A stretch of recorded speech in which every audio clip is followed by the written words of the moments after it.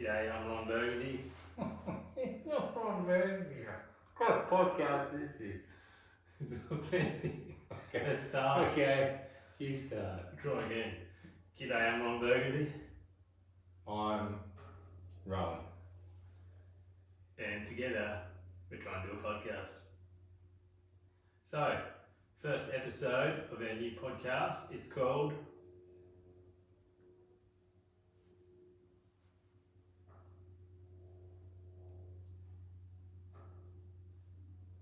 What do you Hermits. think of the name, Prosper?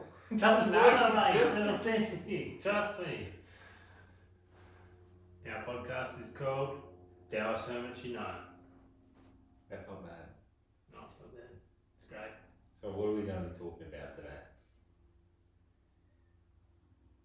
This is serious over there. Alright, so this podcast we decided to start because our lives suck and we're trying to connect. Speak for yourself, mate.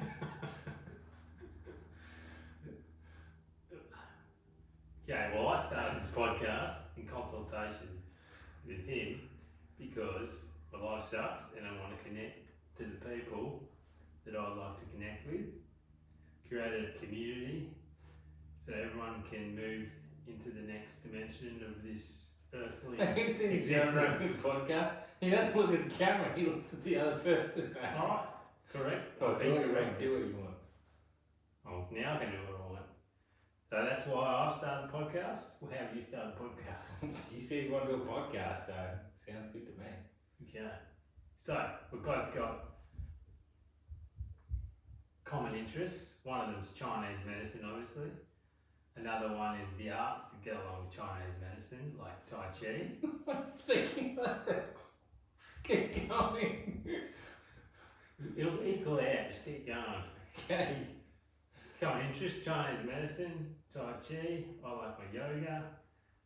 You like your Chinese herbs. I just figured out I like them too because I just had a really good batch. Yeah, and then feel let's really talk good. about Chinese herbs. Alright, and we've also got other common interests as well.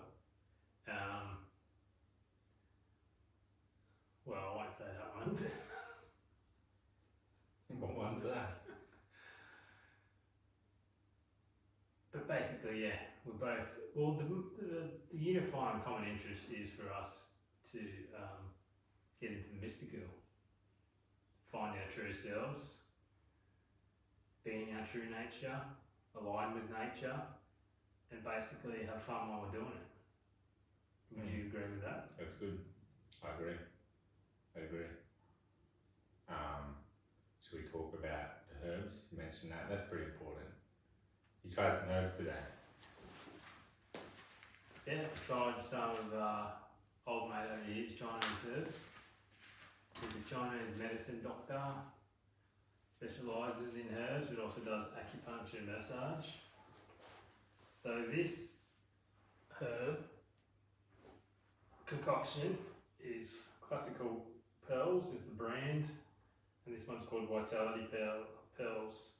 So my understanding is, and they're from a guy called Heine what? Freudhoff. Heine Freudhoff, who's an excellent Chinese practitioner. He must be one of the best in the world. Is that true? Yeah, best in the Western world at least. And look, we're all looking for that vitality these days, and this could end up being product placement. Didn't mean to, but we're all looking for that vitality, and people are probably going around it the wrong way from what I can understand. They might be on the TRT and testosterone boosters. They might be taking herbs in isolation, which could be damaging and might not do much. They might be taking all that junk, those bodybuilding stuff that are really bad stimulants that really have a bad effect on your body. Yeah. I've done all the above. Fucked me up for years. But yeah, so these felt really good today. What is it about Chinese herbs that makes them probably the best option? Yeah, well, we can talk about the ingredients in that. It's pretty cool formula. But because you're talking about roids and peptides and all these other things people try. Because right now the Western world doesn't understand that when you do those things, you're born with a battery, a certain battery of energy which is in your kidneys or strength or vitality. And people think that it's just free energy, free chi, when they like inject themselves with steroids or take creatine, take peptides or whatever. It's just free, so why wouldn't you do it when you turn 40? That's what they will say. But the problem is, why you get all that increased vitality is you're dipping into your reserves, your battery, which is supposed to be lasting you later into the stages of life. So the energy that you need when you're 80 or 90, or if you make it to 100, you won't have that. You'll be dead by that time because you've already dipped into those reserves. And it's not to say that if you've done that, then you will die at that young age. You can get them back through things like Chinese herbs. But the whole idea is, of course, with anything, if it sounds too good to be true, then it will be usually. So with things like that is you're dipping into what is inherently you'll need for later in life. You can say all the Western stuff, oh, you're making your ATP, you're boosting that production, you're getting your thyroid stronger, your kidneys, your endocrine glands are functioning better.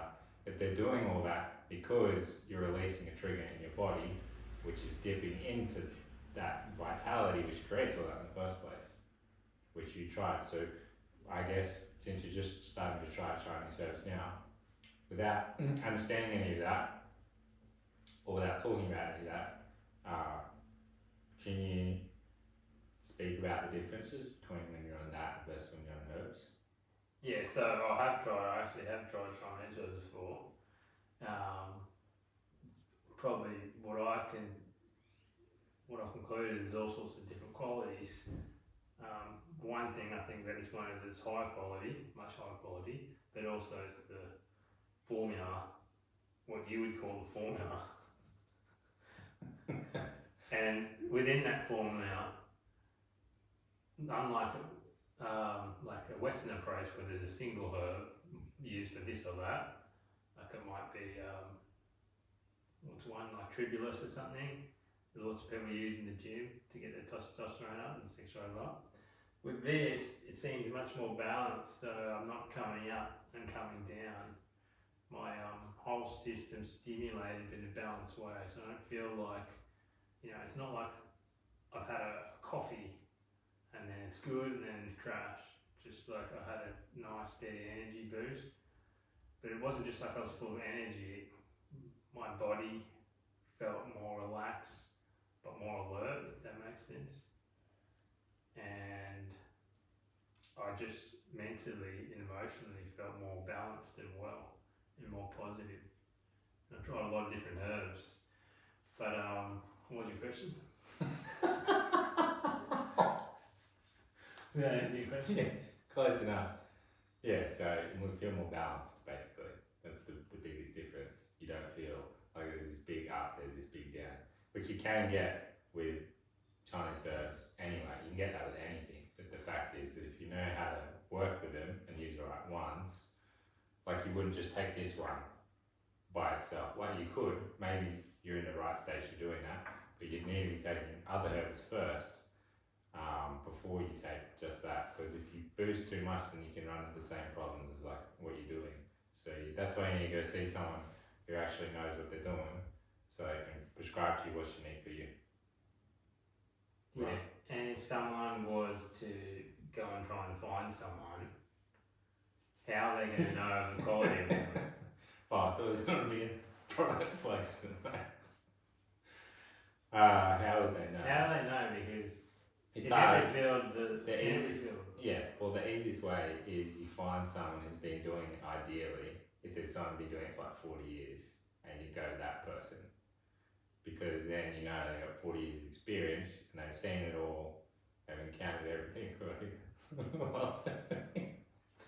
So you go to someone with experience like that, because then you know they've been through it all, they've been educated, blah blah blah. Or you go to someone who, when you look at them, they're healthy, or at least maybe like they may not look amazing completely healthy, but if they were sick in the past and then they look pretty healthy now, so they've been through that transition themselves. And obviously, if ideally they have a bit of a track record of helping people with herbs too, they need to have had some success. Yeah, well, Even if it was just in like, I don't know, where they're training in school or whatever.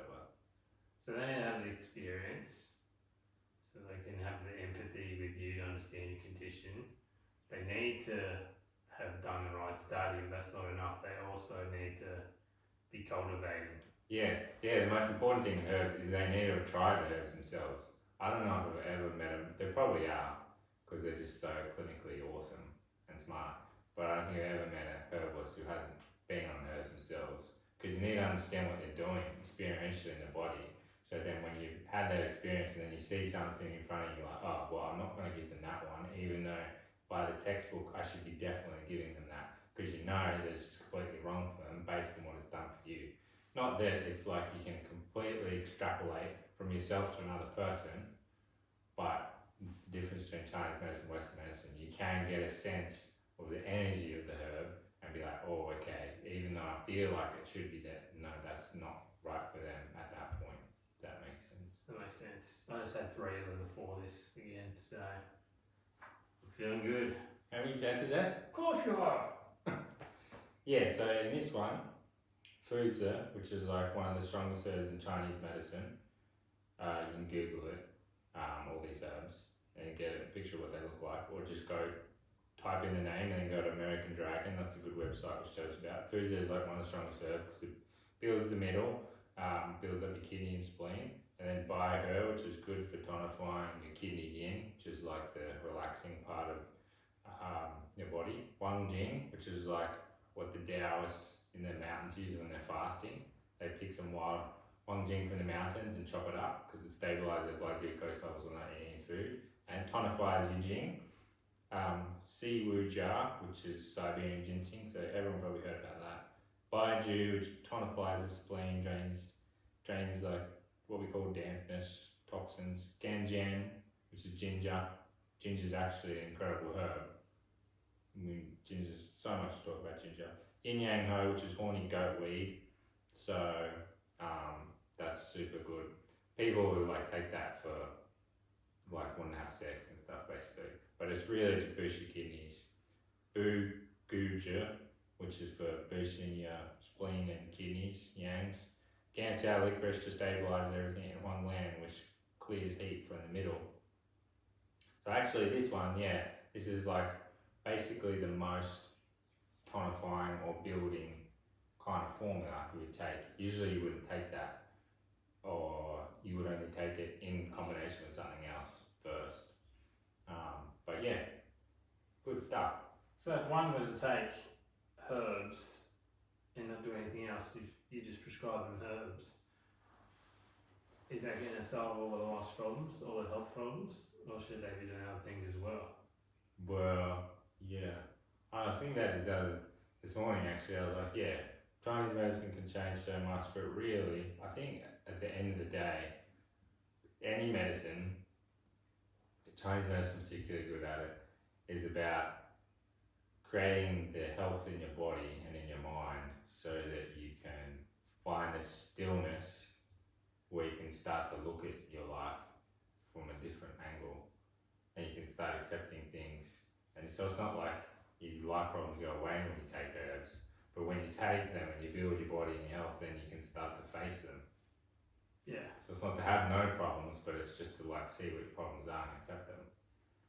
Yeah, that makes a lot of sense, because what I'm getting from these herbs is it's kind of like taking psychedelic medicine in a way, in this way, in that once you take them, then your awareness opens up, your consciousness opens up, you're not so stuck in your mind, and you can finally, maybe you can feel your way through problems, or you get access to new insights and information. So I'm getting that they're quite similar to psychedelics, and maybe that's how it originally was if you got really good quality stuff.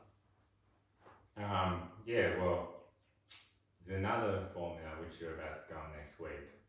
It's called Spirit Pearls from this one, and Lingzhou, which is reishi, which is known mushroom in the West, which everyone talks about. That tonifies as Shen, which is like your so-called spirit. And so that's like all the positives you'd get from like shrooms, without any of the negative side effects, and without any like this psychedelic visions or whatever. But it's doing the same thing. It's like connecting you to that part of yourself. So it's like all these medicines. They were shamans to begin with. They say Chinese medicine doctor, to be like a true Chinese medicine doctor, you need to be a shaman, you need to be like an academic, and you need to be a cultivator of qi. It makes a lot of sense because like, I've seen a lot of different Chinese medicine practitioners, and I guess I've got a different idea of it, but I have heard that idea before that they originally were shamans, and when you think what a shaman is, when you picture it, or personally I picture like the shaman of the Vikings, you know, or on any different movie where they're in the jungle, they're brewing up herbs, and the person's going into a trance or a state. So to say that that's where all this herbology stuff started, and it didn't start in you know modern day China or in Western science over here when we started using, no, it goes way back. So ideally, if you're going to find a good practitioner, you want someone who understands particularly that shamanistic aspect. Because that's the different part of like Chinese medicine compared to Western medicine. It's like in the famous book, The Yellow Emperor Canon Classic, which is like the famous book in Chinese medicine, it starts off by saying there's 4 kinds of people. Well, there's the ordinary person, and then the 4th like person is what they call the naturalist, which is basically what you're saying, like turn into shamans, they live with nature, like indigenous tribes kind of thing, which obviously where we're living now, like most people aren't in connection with that, so that's a huge thing just by itself. And then the 3rd one was a sage. So a sage, someone who's like they understand nature, but they're also like they like not necessarily an academic, but they're like got a super strong heart, and they're not afflicted by society the way everyone else is. And so wherever they go, basically everyone's happy. And then the second one, number 2, is what they call like the achieved man. So someone like Carl Jung would be like an achieved man because he like founded this whole framework of this new kind of understanding of the mind. And then the number 1 was the immortal. And basically the immortal is like they're all those things, but they've got so much chi, they've got so much cultivation that they basically transcend everything. It doesn't matter where they go, anywhere they walk, they're basically just uplifting people, they're uplifting consciousness because their energy is so strong.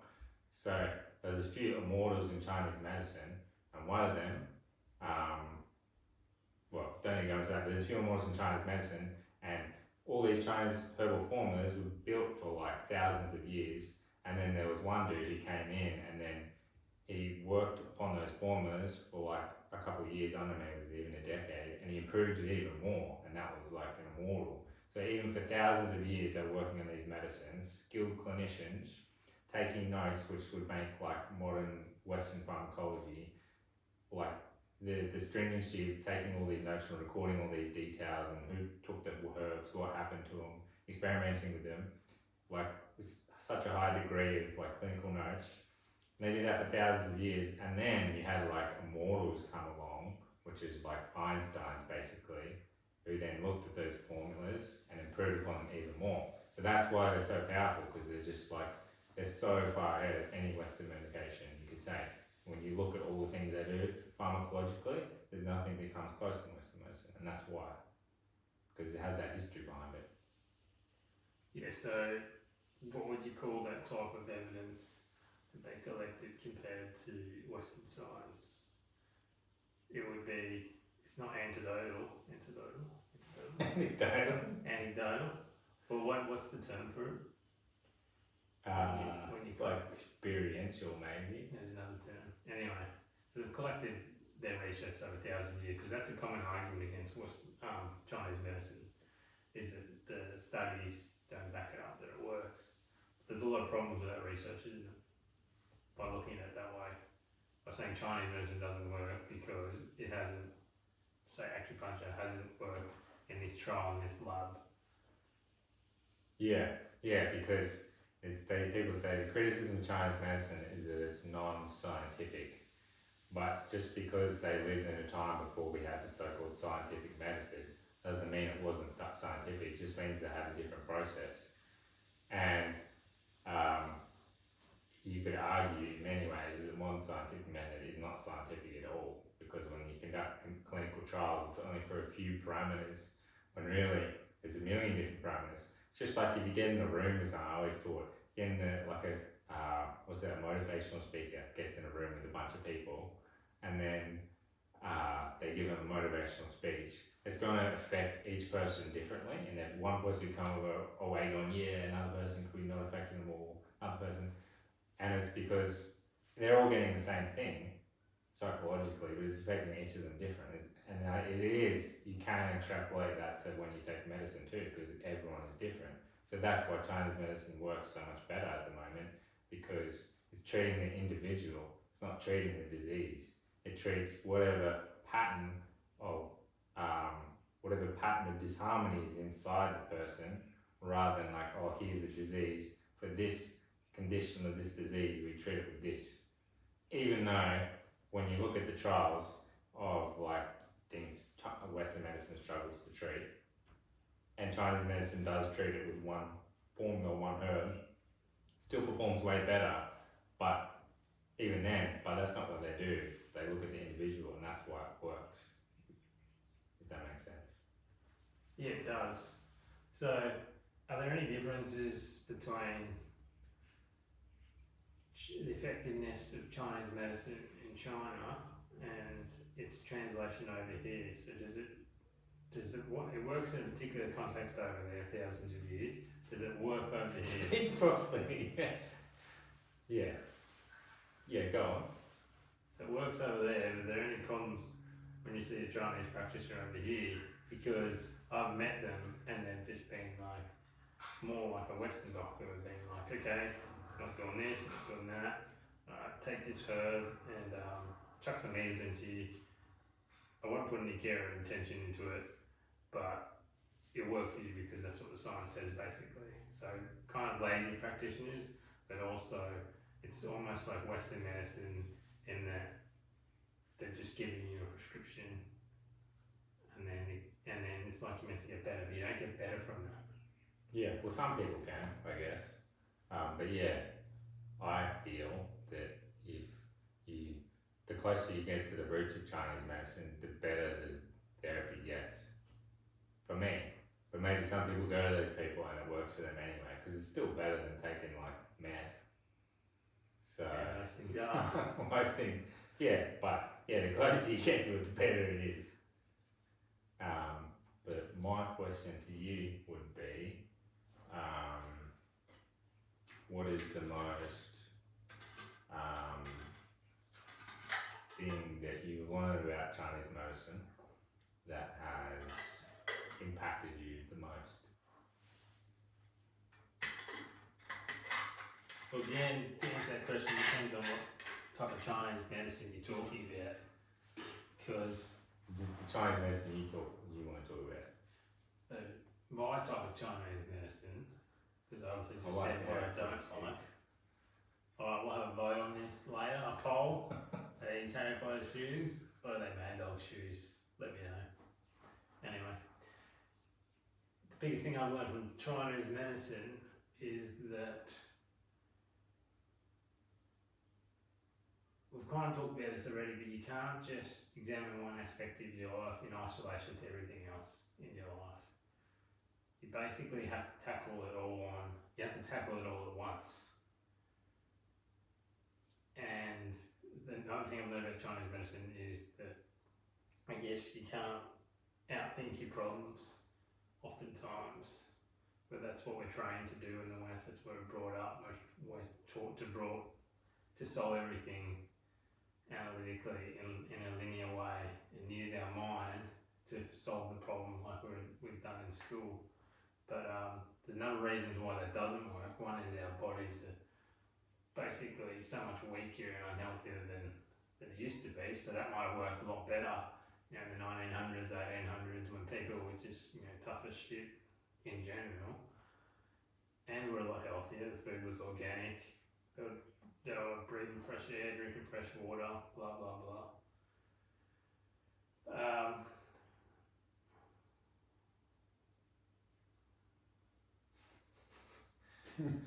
Brain efficiency.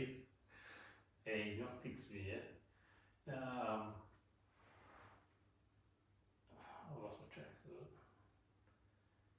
isolation. Yeah, so you can't, basically saying you can't use, you may have been able to use them on better in the past for certain problems, but you definitely can't do it now because your body just isn't up to scratch. It doesn't have the resources. Our whole energetic field have probably way more blockages than our ancestors did.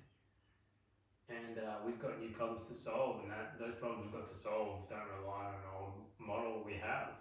So whenever we're using the thinking, whenever we're just thinking, we're just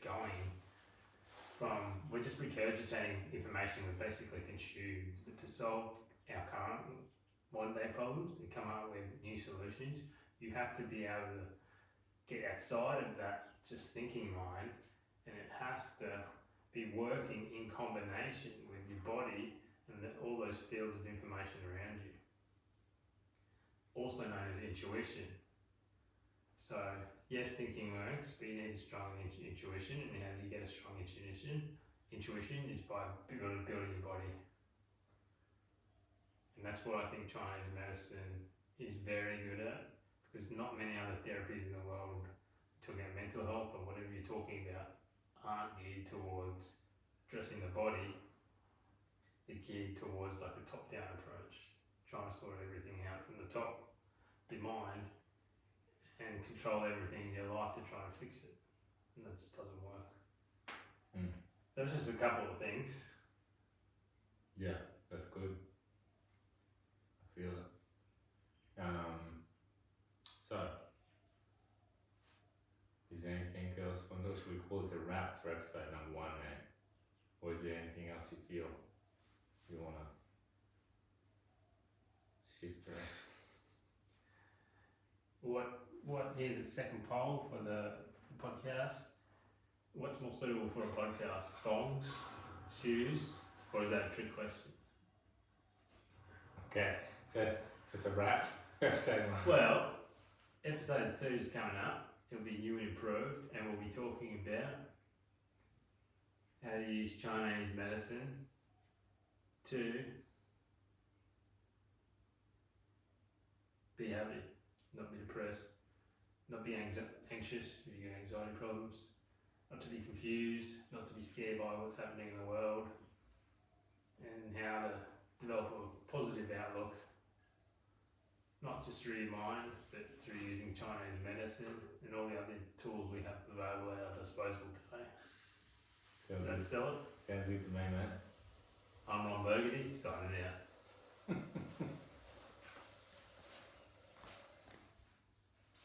Oh, we forgot to press record. No, we did.